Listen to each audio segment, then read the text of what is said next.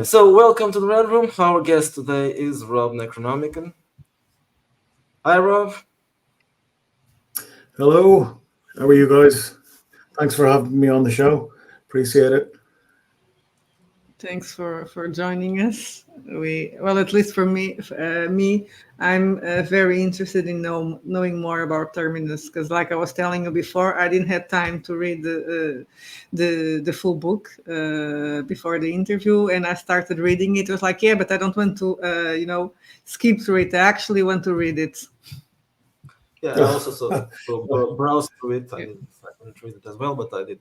Well, we have been talking about this for some time, even though you didn't disclose details. But I know that you were. This was one of those plans that you had for some time, right? Yeah, no, it's been percolating in the back of my mind for a good few years now, and then when a kind of a publishing opportunity presented itself, all of a sudden I had to get off my ass and actually write it. So, it ended up being, as I said, bigger than I thought it would be. So that's so here we have. It finally exists after all the bluff and chat. Yeah. So in the beginning, you were developing your own rules, right? If I remember correctly. Yeah, definitely. It was going to be an OSR game originally, and I had actually worked with RPG Pundit, believe it or not. He did some consultation with me on rules and stuff for the OSR, but I just felt that it just wasn't working as an OSR game because it was just too weird, and it was the scope of the characters was just too broad. And with the supernatural horror elements, I think that I needed kind of a more broader rule set that could incorporate those elements. So Phaser just kind of seemed right, as well as I had kind of contacts with Jonathan Nolan of Phaser Media. So so that's how it kind of. I've also actually always been a fan of. Sorry, I've always been a big fan of the old Marvel superhero Phaser back in the day. So it's a great rule set. Very, you can do anything with it, really. Since you bring up that, Terminus is a setting book, not a full rule book, right? You have to have the Sorry, I was asking to play the game. You need to have the Phase Ripopedia book, right? Yeah, you would need some form of Phaser Rip. But it doesn't really matter. You could do it. They all virtually the same, so you can kind of just use any. You can go to the classicmarvelforever.com and just download the original rules there for free and use them with minimal conversion. So it really, it's kind of a lot more setting, really. So you could use it with anything, but it's definitely being tailored to the Phaser rule set. How does that work with Phase Rip? It's OGL as well, or that is different? Yeah, it has its own kind of OGL, which I had to put in the back of the book.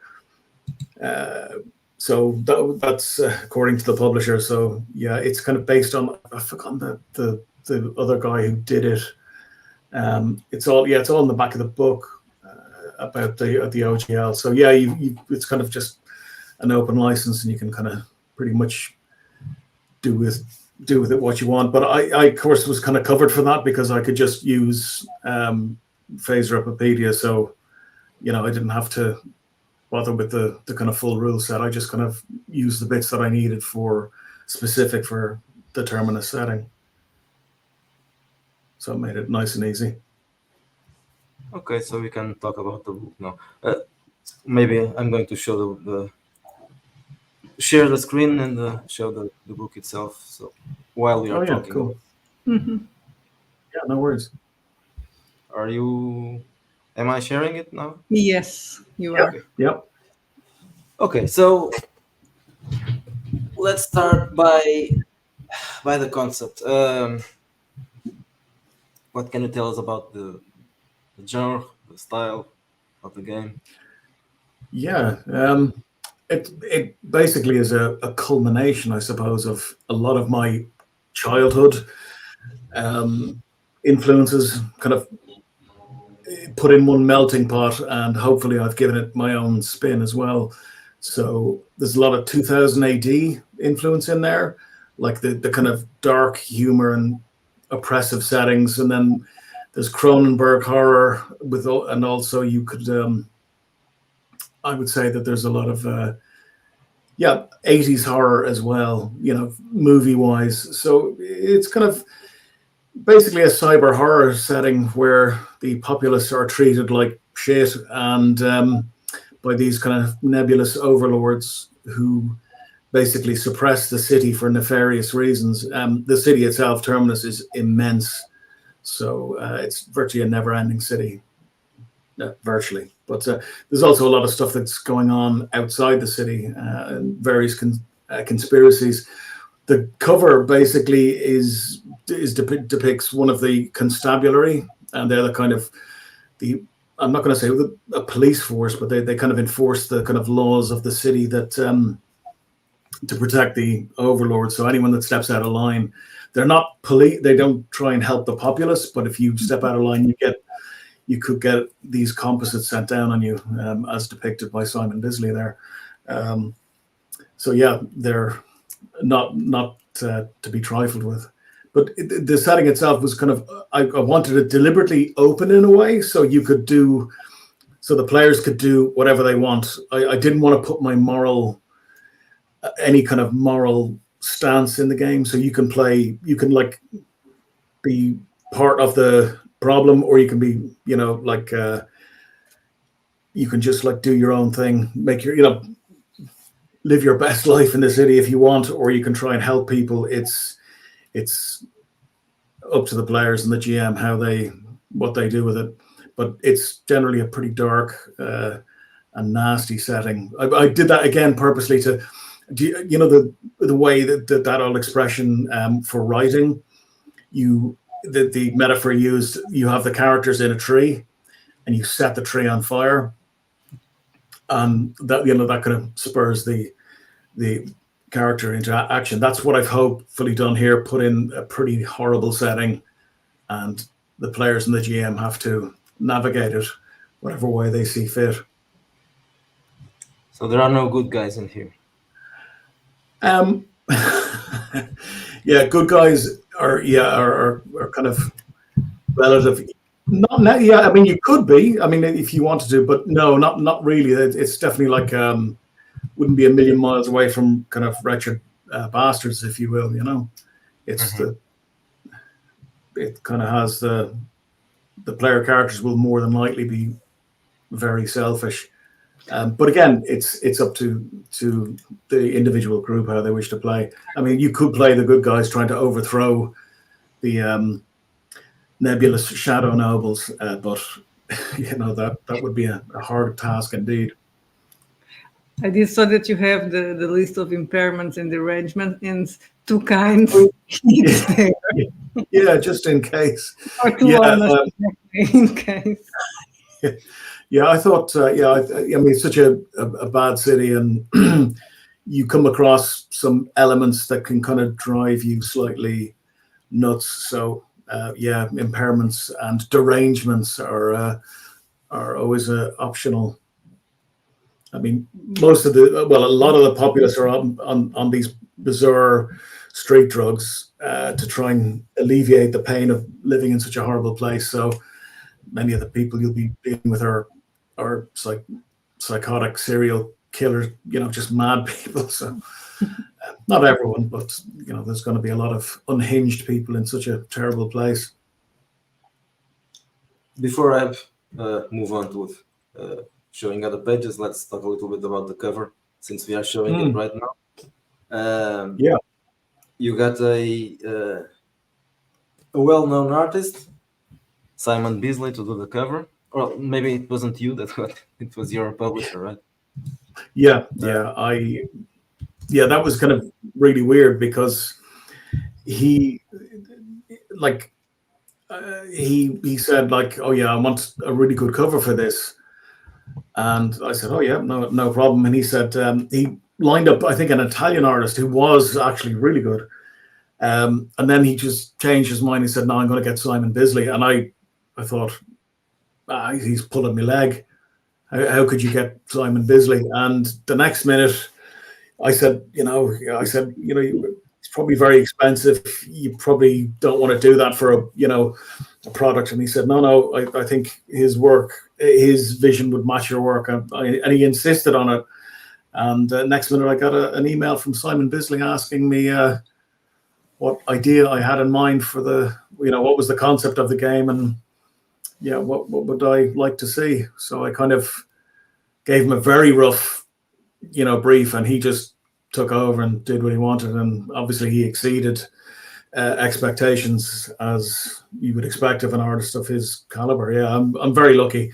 I couldn't have, as I was saying to you, Miguel, before, I could never have afforded Simon Bisley by myself, to be fair. So it's thanks to the publisher. Has he done any role-playing game covers that you remember? I'm not 100% sure. I'd say that he probably has, but I can't think of one offhand, actually. Yeah, I'm not sure. Did some work for Mutant Chronicles, but it was the comic, not right. Yeah. Well, they used this work in the books, but not the covers were Paul Bonner mostly, right? Yeah, but Paul Bonner he's a maestro. He's amazing, Paul Bonner. And the inside art is mostly yours, right? Yeah, mostly mine. And I did get for some of the color work. That is from Deposit Photos. That's the stock art, more for layouts. Any of the character stuff, the black and white stuff, is mine. So most people will probably recognize that artist. He's used a lot in role playing games. The color work. But yeah, all the black and white stuff is mine. Yeah, I know this. I know some of them because you also have used them. Used some. Yeah. Thanks, by the way. Yeah. Yeah, we did like your. Unfortunately, it's just a small amount of images. I guess 20 or maybe less than that. I don't know. Yeah. I'll probably be doing more now that I've kind of taken over my shop again. So I'll be putting up a kind of shop on drive-through and start uploading more stuff by myself now. So that's kind of cool. Okay, we can use those later. There are some new ones in this book, right? You've done it specifically for this, I guess. Yes, some were done. Exactly for Terminus. Okay, so let's go into the city. So Terminus, this reminds me. Maybe it's just a coincidence, but it reminds me a bit of A State, the role-playing game. Yes, actually, I would say that A State is probably one of the primary influences on this. Like in terms of role playing, I would say A State is because A State is one of my all-time favorite settings. So I would say absolutely. But actually, it reminds me because of the description you made of the city that. The idea that the concept that it is large and no one knows how large it is, and that outside there's some even worse dangers and perils and all that. But my problem with the estate was that I didn't really like that kind of fake 19th century style. It was a bit strange. The kind of pseudo Victoria, and I wasn't sold on that. I kind of preferred a more nebulous, like in Terminus, it's definitely more open. It's like more futuristic, if you will. Yeah, this one looks looks more futuristic, more but like but at the same time, cyberpunk. Threads- but at the same time, it's very retro, right? Because when I was reading the description, I was imagining, of course, all those films from the 80s and 90s, those futuristic. So yes, it's futuristic. It's retro futuristic, let's say. Yeah. I mean, I think of a lot of kind of like of the city where it's kind of more very like Escape from New York, that Yeah. type of poverty, kind of run by gangs, but at the same time in Central, where the constabulary kind of have most of their sway. It's quite futuristic, really for the rich people and well-to-do. They have the professionals have money and tech. Everything else is quite everyone is poor. Although it's a bit of a Videodrome influence there as well with the what I call the ultra zone, where people a lot of people can be plugged into this kind of virtual reality that kind of drains them of their existence, makes people zombies. Metaphorical zombies, I should say. You start with a kind of a conversation, someone asking questions to a character. This kind of character, this is what is expected the players to play, well, you can do, yeah. You see, like I said, it's not based on in a real world per se. That is to say that there's some strange elements that are going on. So there's a place or a concept called the vaults, and these vaults bring in these mainly human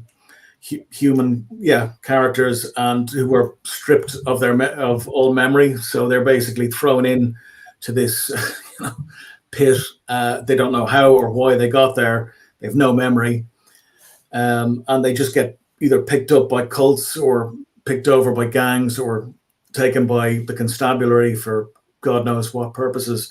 So it's pretty. You can actually play as what's called a reborn, with someone with no memories. Having said that, you can get mutations as a reborn, so you'll probably end up with a couple of minor powers to start with. So that gives you some advantage. But and it's. But you can, obviously, it's a thriving city, and while birth rates are very low due to people being pretty sick, you can obviously, a lot of characters are born there anyway, probably, so you can play from as a native anyway. But I just thought it would be those characters with no memories solve the problem of introducing new players don't know the setting, and that's true. And even if they are players who exist in Terminus, it's so big that they'll only know a small portion. I mean, they'll know that, oh shit, I don't go near the constabulary, or they'll know kind of where to get drugs or sell drugs, or who to avoid, who to attack, who to mug, etc. Where to get. Again, it'll depend on the character's choice. If they become operatives, they could even work for the constabulary or become kind of media stars, like kind of bounty hunter, world. Oh God, what am I trying to say? Worldwide wrestling, icons who are bounty hunters that hunt people for the constabulary for rewards, and they become media personalities. So you could try and work up to that if you wished. The city has different parts. One is called the tract, right, and the gray, and anything else. Yeah, well, there's a lot of different. The tract is basically the lowest levels, where lots of nebulous stuff happens. There is virtually no law there, full of cults, mad people, just poor people trying to survive. So there's also all manners of pleasures there available if you have money, from anything from prostitution to designer drugs to fairly nasty blood sports. as well, which people engage in. Yeah, think like hard target type stuff. Yeah, so Happy place. yeah.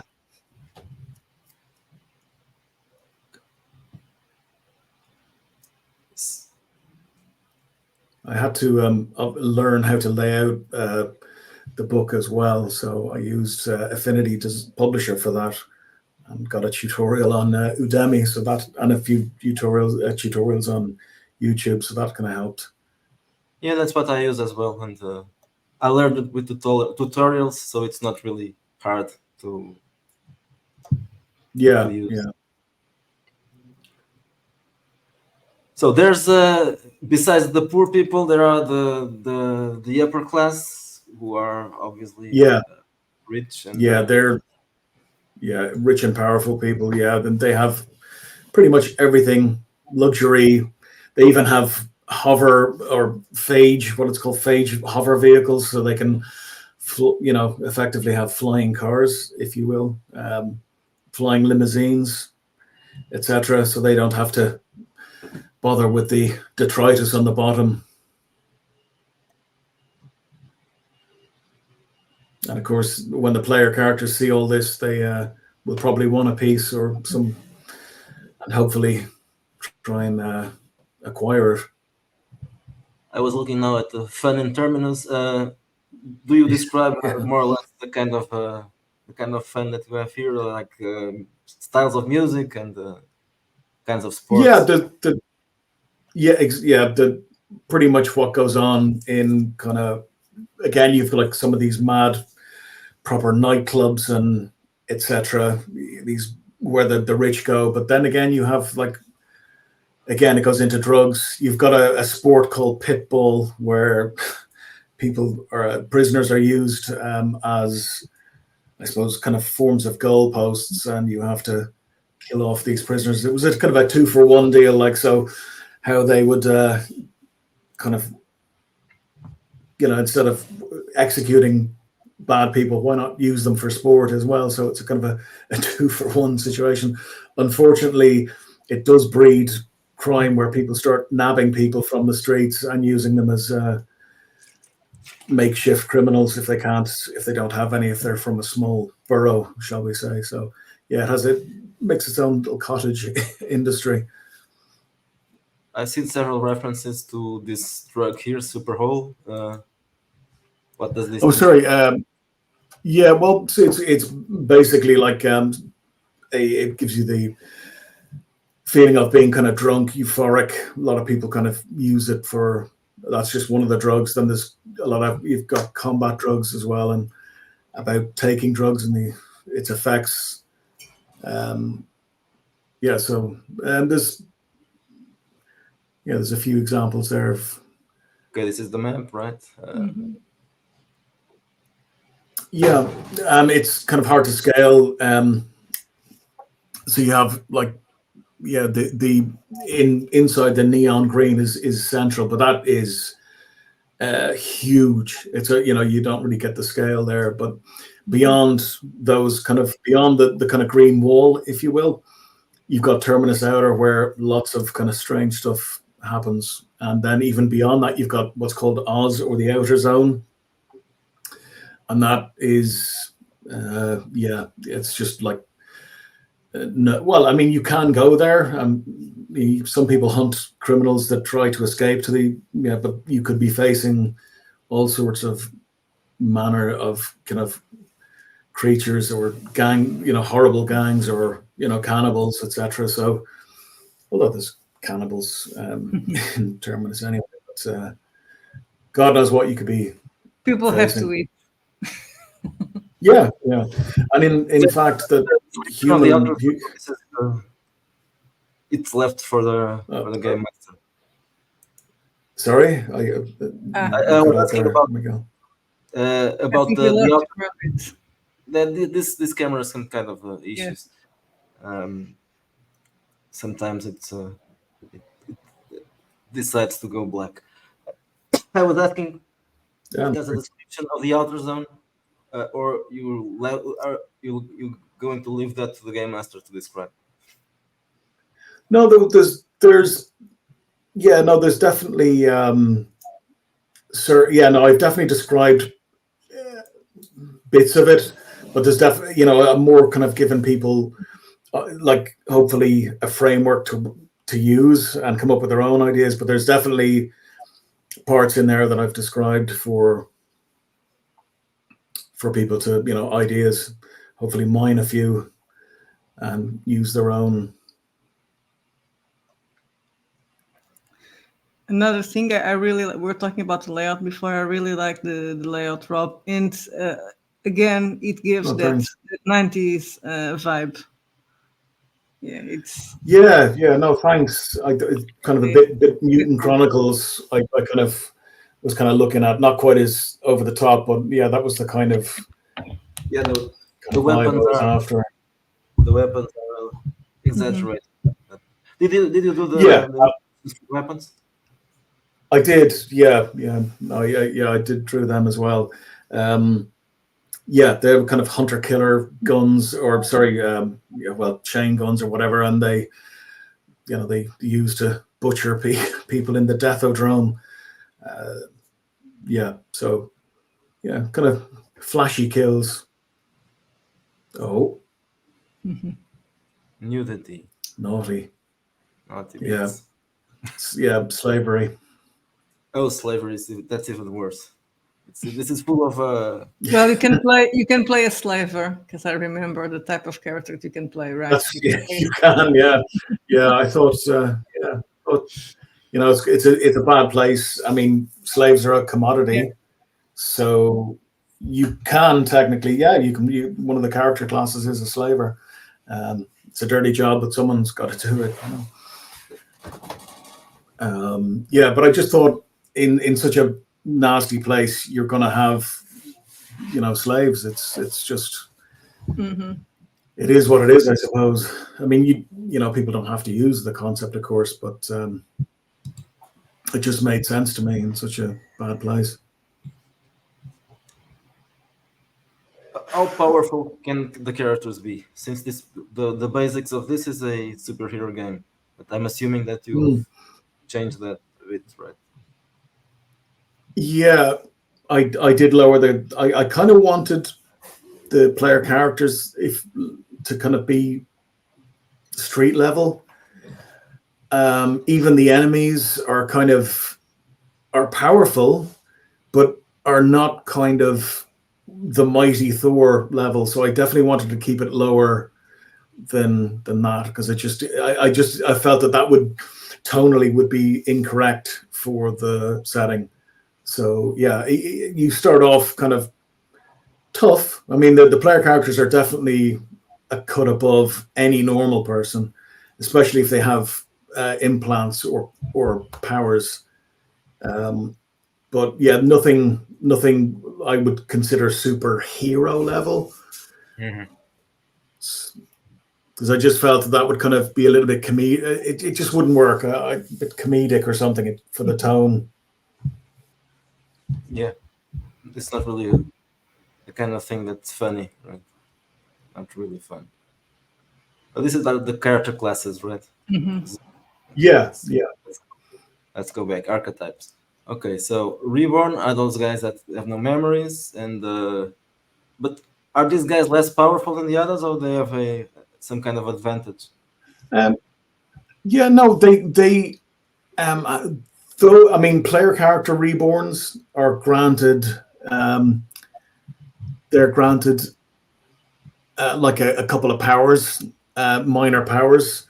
So through a mutation, the kind of a phage mutation. Normal reborns don't get that at all, so it's very rare.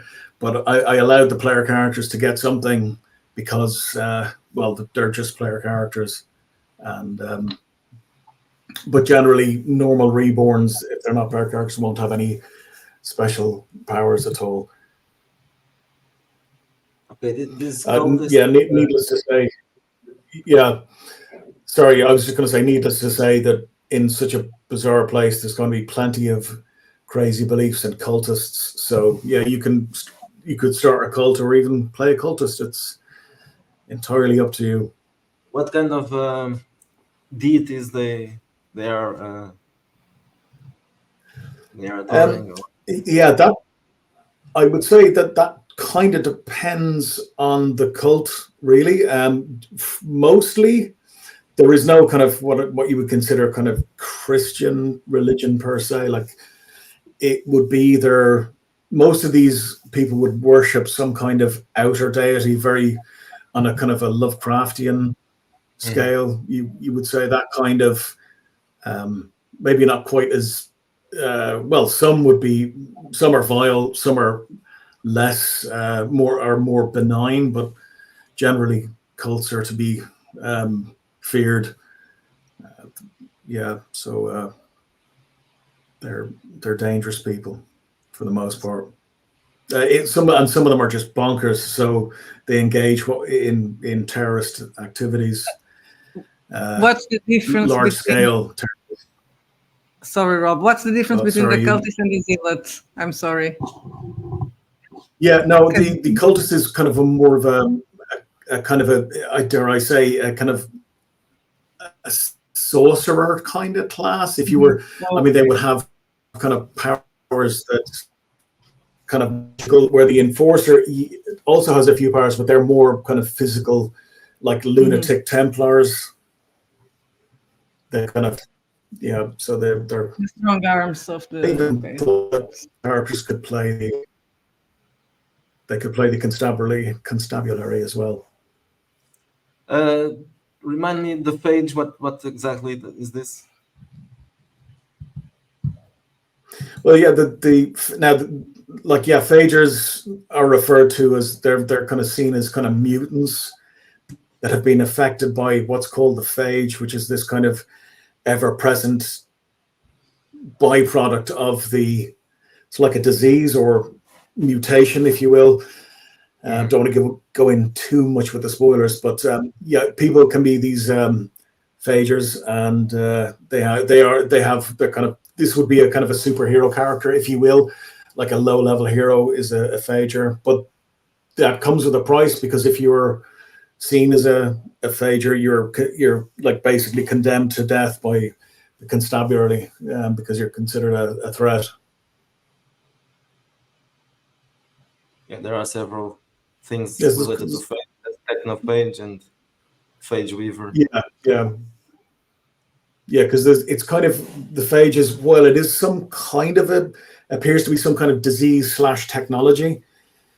Biohorror, you can kind of, it's also can be kind of coded in some kind of way, so like a program, so you can make implants and etc. It's kind of hard to explain, but it's hopefully clear in the rules, and I don't want to go into too much on the spoiler front, just in case. In terms of tech level, what do we have here? Cyber technology, biotechnology.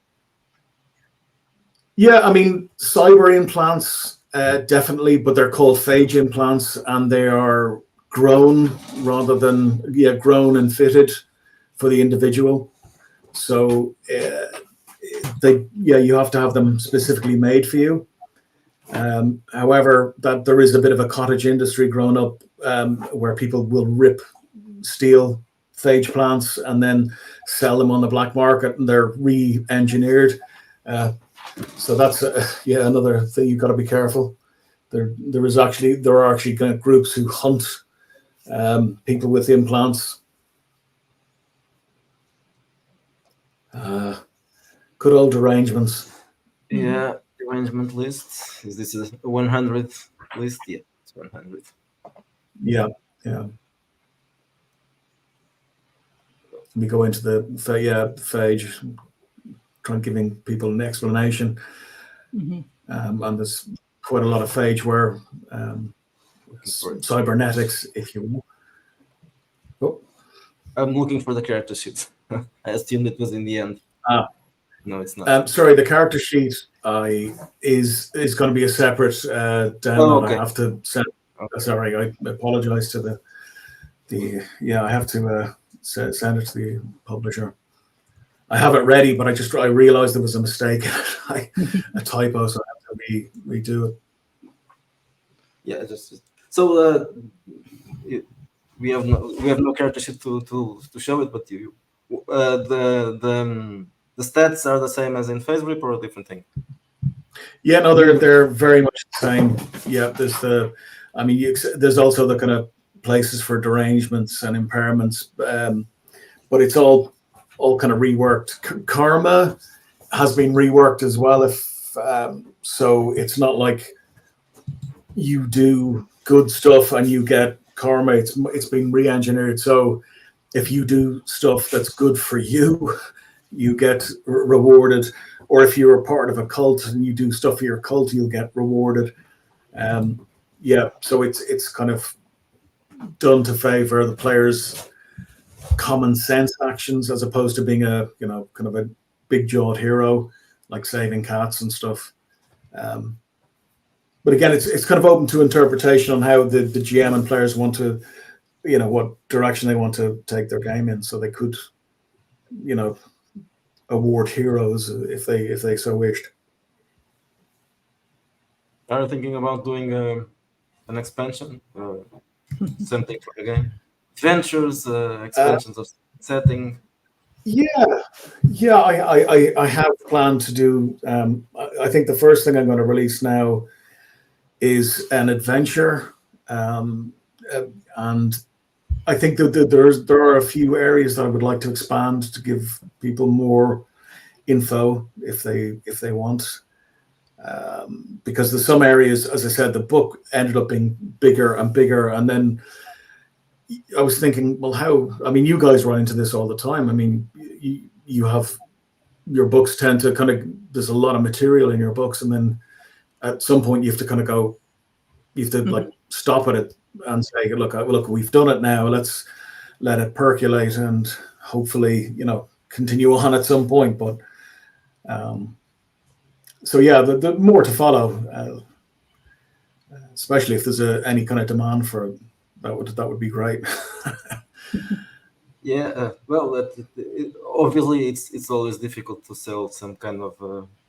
Usually, expansions to the setting is probably what we find harder to sell.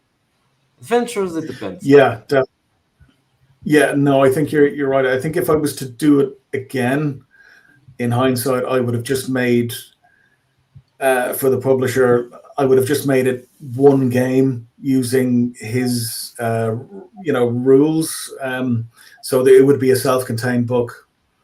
So I think that would have been an easier sell to people. But at least you can. Yeah. But at least you can get Classic Marvel forever if you didn't want to buy Phaser Epopedia. And I really like Phaser Epopedia. It's cool because it has kind of everything and more in that little book. But sorry, did I say little book? It's huge. But you could just go and get, you can get Classic Marvel forever and use that for free. So it's not too bad. I'm not really familiar with the system, so it was born for Marvel Superheroes. That is a TSR game, right? From long ago. Yeah, in the 1986, I think. They mixed something else in there. Well, it's pretty simple. Like the characters have a kind of a sliding scale from, and they start off with was it terrible? Well, I'll have to, because it's slightly different on the Phaseropedia, but they start off, with poor sliding scale abilities going from terrible to I get mixed up with the actual Classic Marvel for everyone's. So unearthly, which is like the mighty Thor strength, but that I had a human level of remarkable, or so it means that you can't ever get too powerful. But you have a sliding scale, as I said. That's three times I've said that now, and you roll on a chart D100, and if you get success levels, quite a clever system because the better you roll, the better success you get. It's because it's used as table, takes care of that, so you can get your a white, which is just a normal, or that's a regular. Like if you hit, then you've got your silver and gold. So the better you roll, you get more results, like better results from that. So it's all taken care of in one roll, which is nice. Yeah, it's actually a really simple system. I suppose the one criticism people do have it is that the damage is a bit, it isn't very granular. So like if someone punches and they have, let's say, remarkable strength, that will do 30 points. But there's ways you can you can change that and stuff. But so you can make it more granular if you wish. It's an easy system to tinker about with as well. But yeah, you do need a kind of a chart to play it. It has its own simple chart to use. This is the game, right? That's the one. Yeah. This is called White That's Front. the one, The publisher, right? Yeah, So they publish only stuff for FaceRip or something else. They are now, like he recently did Epic Fantasy, which was a D&D brand with FaceRip, FaceRipopedia rules, and it was all kind of redone for the D&D rules, or not, well, kind of dungeon, that type of dungeons kind of rules, called Epic Fantasy. And he had all the kind of fantasy stuff, the typical D&D tropes in there. So yeah, he reconverted everything. So if you wanted to play a D&D game using the FaceRip rules, that has you covered. But I'm not the biggest, like what you were saying, Miguel. I'm personally not a fan at all of dungeon crawlers. I find dungeons quite dull as a. That's something that I don't understand. How people can spend years just playing dungeons. I mean, even some people that play cyberpunk games and so they still do it in a sort of a dungeon, because if you are invading, infiltrating a complex, sometimes they turn it into another type of dungeon. Yeah, it's true, but still, I would. Yeah. I think I can. That's so true. It's easier to understand people who play cyberpunk games, and they play it like that because at least it's different places, right? Mm-hmm. Yeah. It can be a house, it can be a complex, it can be an underground place, it can be different kinds of things. So the description is not simply you are inside a hole in the ground. Yeah. You're always in the same place. It's just a matter of what you find in there, but the hole in the ground always. Yeah, no, I always found that very dull. I like the idea of exploration, and there's a lot of exploration in Terminus. So if you wanted to pursue that as well, so I kind of like to get away from that kind of traditional dungeon earing. I think there's probably a little bit of Warhammer Fantasy role play influence in there for the kind of intrigue and exploration, and I always thought that was vastly superior to basic Dungeons and Dragons or AD&D or any of them, to be honest with you. Mm-hmm. Yeah, I was checking the publisher. So yes, several lines here, and lots of stuff. Yeah. He's been pretty prolific of late. There's more stuff coming out from him as well. So looking forward to those. When we talked first about Terminus, I think there was another concept that you had in your mind that was more for a horror game, I think. Why did you choose this one to develop and not the other one? I think Terminus was more realized at the time, and it kind of Terminus when it kind of started to itch my horror kind of needs as well, because it ended up being pretty horrific. So I ended up just kind of releasing that. But it was also it was the way it was kind of pitched. The publisher was looking for a kind of a dark setting, kind of futuristic-y setting, and I pitched my idea, and he went, "Yeah, I'll be having that."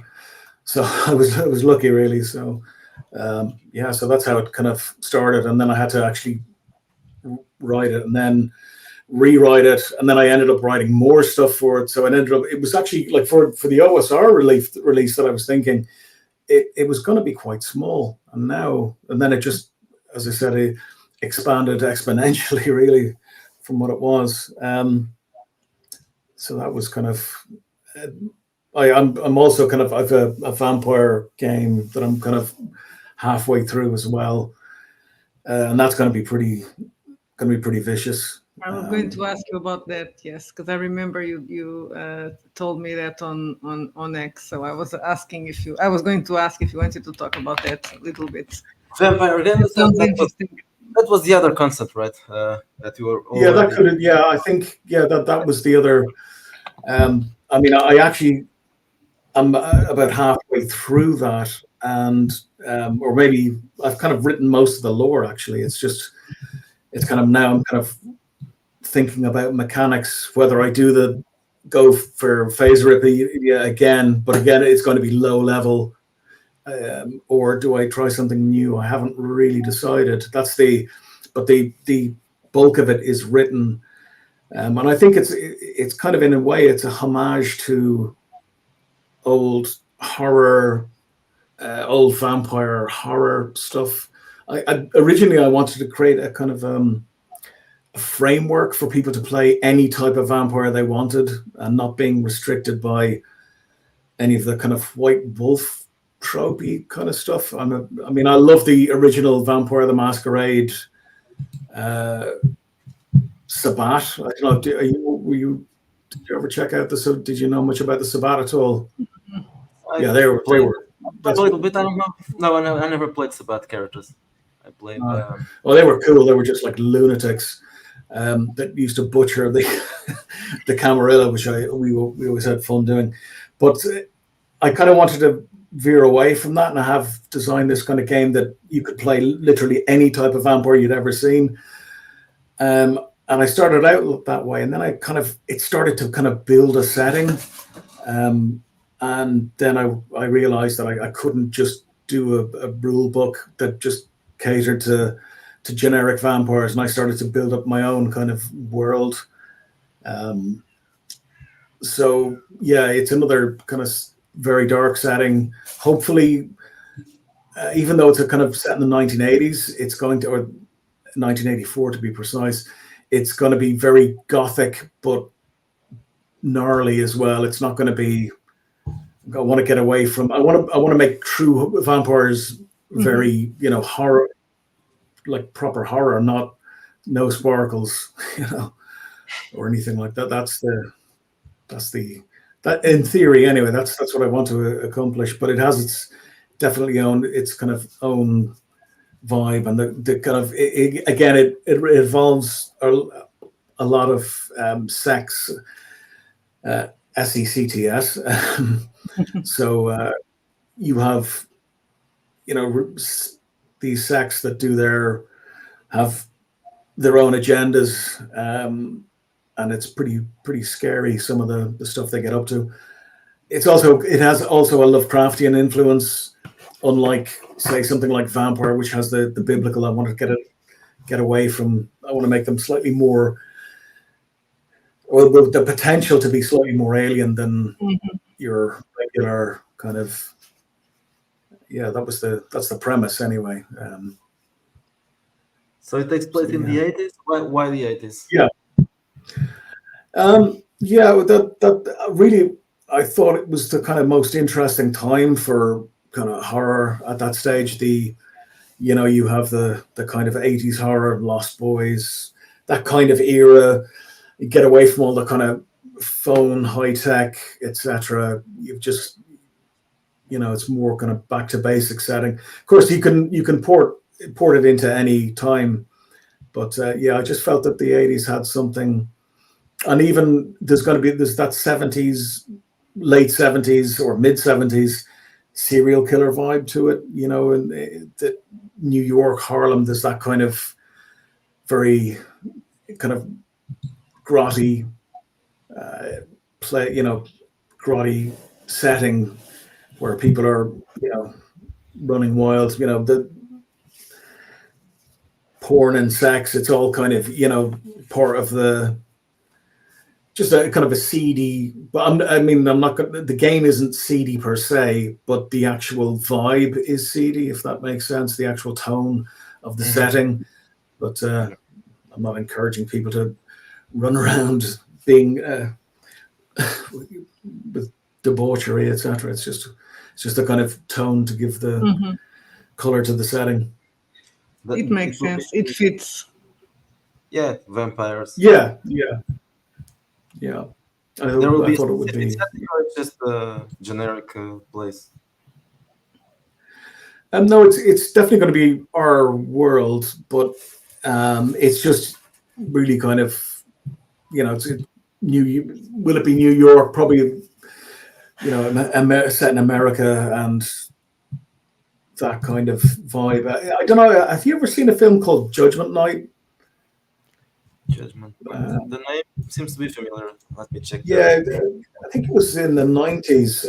But Dennis Leary was the bad guy in it. But what I found interesting was that it's basically where these guys are going to a football game and they take the wrong turn and they end up in this kind of deserted part of New York and they get chased by they witness something and they get chased by some horrible kind of villains. But it was something interesting about that whole vibe that it was very, once they enter that place, it's very sparse, lonely and dark, even though it's in mid city. That's the kind of vibe I want. I'm kind of going for that oppressive, dark vibe where you will feel alone. So it's kind of a vampire's paradise. That's so once you go off the beaten track, you could be in trouble. So are you going to publish that through the same publisher or something else? I haven't discussed it, so as far as I know, I'll be just releasing it myself. Yeah.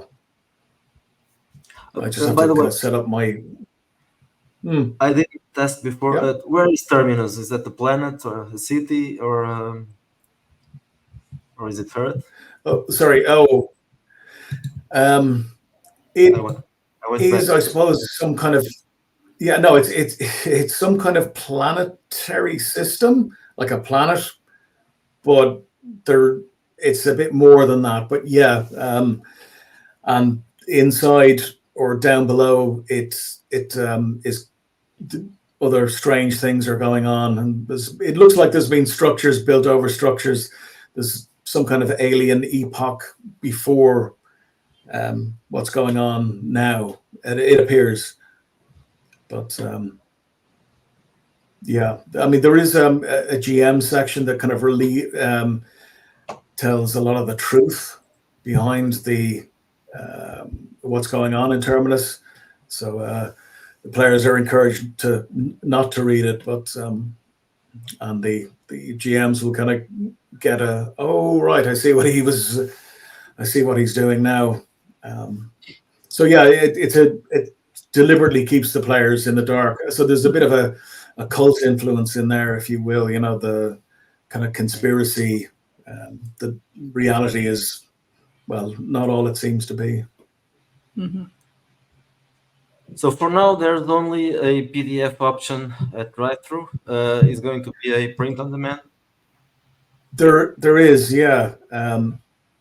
He said it would be out in a few days. I think that I don't know how it works. So I presume they have to get clearance or something for to make sure it's okay, or the PDF. But yeah, it will be available. If I remember correctly, so you have to send it to print, and then after that you can accept it, and then they. So you need to receive it to make sure that everything is okay. Yeah. Yeah, it usually takes a week and a half or 2 weeks. It depends on Oh, right. Okay, so For us, it would take longer because the book had to come to Portugal. Yeah, usually yeah, it, yeah, it depends also on where the people doing the ordering lives, and yeah, for Portugal is usually a problem because there's no, well, at least Drive-thru didn't have any printer in Portugal, and Lulu doesn't have a printer in Portugal as well, so it comes from England or France or someplace else. It depends on the shipping cost. Hmm. If you pay yeah. the cheapest one, it comes from China probably. I don't know. Maybe not China. Maybe not China, but Eastern Europe or something, because it takes a long time. But if it's the most expensive, I Yeah, think in our case it's the closest is France. In your case, it's England. So you probably if you order from, how much long do you have to wait when you order something? Print on demand. What, a week or 2 weeks? yeah. It's one of the reasons I really like PDFs, because you can just get them Yeah. Yeah. ASAP, and you can annotate them on your tablet, which I find very convenient because I've so many bloody PDFs at this stage. I think Is I've the got everything from you guys, or nearly everything. Yeah, I think so. Thanks. Yeah, PDF is always the best option. And it doesn't take space in the shelves. These shelves behind me are There's, full with blank games. I think there's a bit of a. Oh, we're back. So this is available Yeah. at drive-through only, or there will be somewhere else? It will be somewhere else. This No, service. yeah, no, the PDF drive-through only. I think the book will be available on Amazon. I think that's what he was saying. I know you can get Epic Fantasy there. Hmm. Mhm. Yeah. So the PDF is $18.04. That's the price, right? Yeah.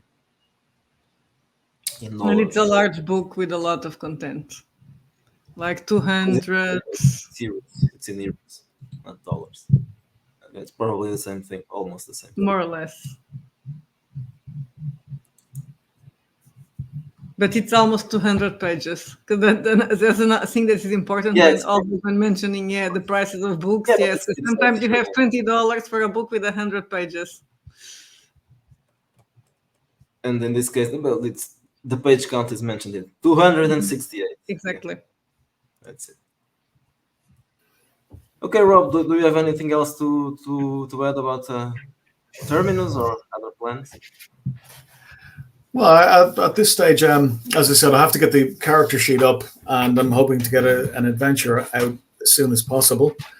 Um, yeah, it's a project. It's a labor of love for me as well. So I wanted to keep on going.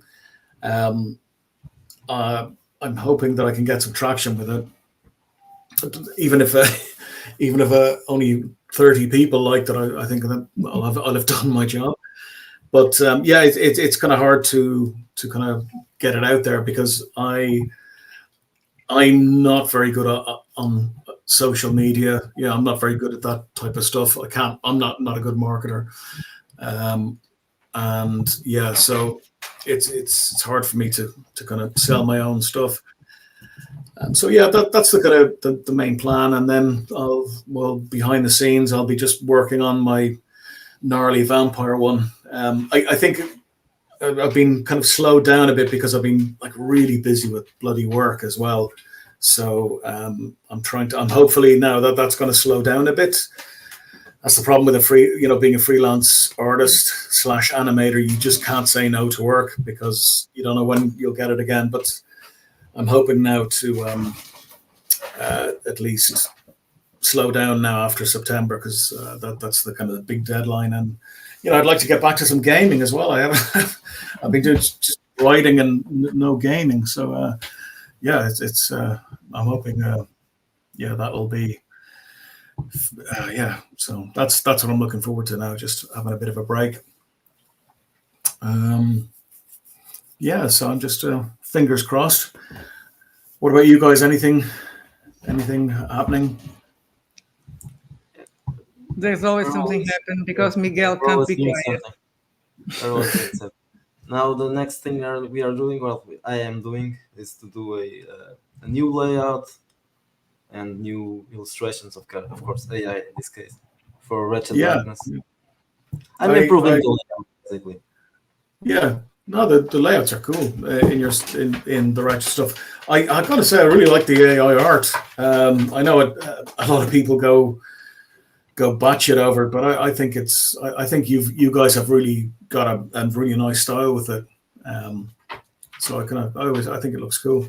Yeah, for us, there's no other option. Well, there's an option which, when we can, we use human art, Yeah, but the kind of yeah, when we release one or two books a month, it would be impossible. yeah, yeah. We Well, would I'm need. gonna say, because I also had a cover that for my adventure that Rob was nice enough to do for us. And for Oh example, yeah, yes, we would like to have more for Labia, for that the girl with yeah, yeah, the tentacle, the tentacles. Of course, I would like to have. I wouldn't mind having more illustrations from Rob, for example. But I know you are busy with other stuff.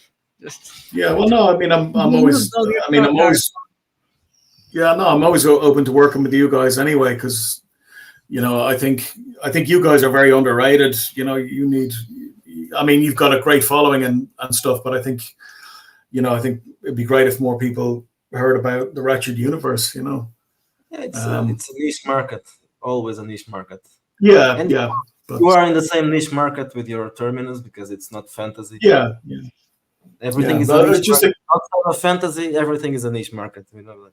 yeah, That's yeah. how it works. Oh, I'm not. Yeah, I mean, I'm not in it for the cash, but at the same time, if you guys put out so much stuff, it's a kind of a shame that a lot of it is getting kind of put under the radar. So um, yeah, I mean, hopefully we Yeah. can, Yeah.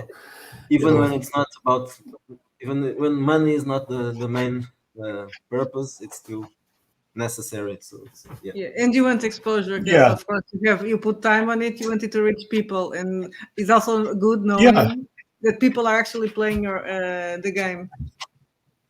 yeah, exactly. Yeah, you want, and you could always get. I mean, I'm always interested in feedback from other people. So that would be great because if you get some traction and get some good feedback, then eventually you could kind of improve the product or do something. So Does the publisher although have you got to be careful. does your Sorry, go ahead. publisher? I was asking if your publisher has a website or they Um, just he, yeah, he does. It's I'll check what that is actually. in case someone wants to. Well, you can leave contacts, stuff, suggestions, and all that on drive through as well. I think he got a yeah. Where did he? He got a yeah. He actually got. I'll put it in the chat for you. Yeah, nice one. He got. Where is that? I'll put in the chat. He actually got phaserip.com, which is quite cool. I have another product actually that I did for him. I kind of did I kind of took over the writing, which was I had a lot of fun doing because it was kind of a gothic hunters kind of product, but set in modern day, but it's kind of very kind of old Hammer House kind of urban horror, and I took over the writing for that. So I finished that for him, and I was pretty happy with it actually. That should be coming out in October if all goes according to plan. So yeah, that's another thing I have coming out. So that'll be cool. Okay, well, we can talk about it when it comes out. Also, Yeah, can oh also yeah, sure. that one. It'd be cool to if you guys ever like wanted to chat on my minuscule 39 subscriber Yeah. channel. That would be cool. I haven't seen any new. Have you been doing new videos or not? I think I've done a couple. I mean, I did do a review recently of advanced fighting fantasy. I did a review of that game. I really like it. Very simple, but it's kind of cool. So I did a review of that. There's a few topics I want to cover. Probably like won't make me too popular, but what can you do? Truth hurts, as they say. So yeah, I'm kind of just tipping away on the channel. It's not something that's the truth is I hate editing, so I kind of write. I do something and I ramble away, and then I end up having to cut lots of ums and ahs out and trying to make it more succinct, and it just takes ages. So that's the real That's why reason. we don't do any. But I don't even two do of that. us, so it's easier because it's when we are talking to one another. I think the ends don't get so awkward when you're talking just Yeah, the that's one camera. of the Yeah, reasons I really like to have two people talking at the same time, so that it's easier. Then I don't have to edit it, which is better. yeah. No, that's true actually. The only thing I don't mind editing sometimes, but I have to be in the mood, is those fake trailers for the games. Like, Oh, they're cool. Yeah. that's kind of a creative work. But Yeah. editing a video just people talking, no, I can't Yeah. do it. Boring as hell. And that's why I kind of just don't have the screen on as well. Because you'd have to edit it in video. I'm quicker editing sound than I am video. So yeah, it's just anyway. I don't know if anyone wants to see my big Irish head on a on a YouTube video. Anyway, so yeah, it's just put a picture up there and leave it at that. Really. Okay, Rob. Do apologize for it. Yeah. Cool. Thanks for Does joining us and talking about Terminus and other projects. So let's remember people can buy Terminus at Drive-Thru RPG.